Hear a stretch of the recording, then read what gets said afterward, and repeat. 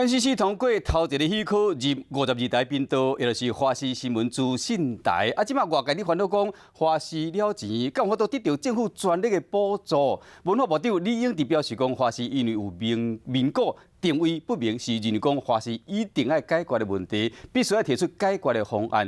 目前呢，敢会补助华视？李永迪表示讲，因为华视上爱大的股东是什么人？是公司基金会，文化部未使直接补助。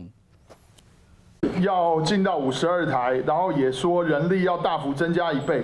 那请教啊，华视的钱从哪里来？文化部会不会补助呢？华视本身的定位哈，可能是一个先要解决的问题了。因为它现在是属于公广集团，可是它又有个公司形式的组织，而且它又有民股啊，所以究竟是公还是这个民营商业哈？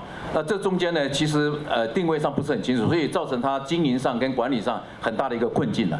所以我们现在呢，其实文化部也在协助哈，公视基金会在处理这个问题了。那么但是呢，现在文化部要去补助华视，就像外面所讲的，现在来讲其实是有它的困难，因为我们针对的是公共电视基金会，而不是华视。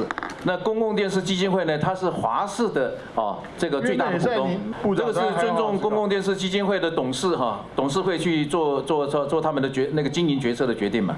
NCC 通过华视新闻资讯台进入52频道，文化部长李永迪讲，伊个人认为华视因为股民股，所以定位无清楚，一定要有解决方案。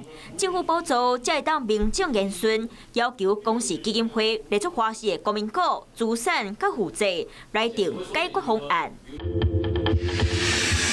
预算11月国际影音平台文化部限制性招标，上准公司，说因为无符合采购规矩流标，即马公司共款有意思。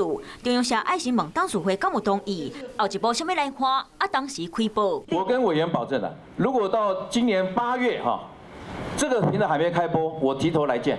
李英就讲，伫咧国际影音平台杀出去，互世界看到台湾进程，爱心互台湾看到伊的决心。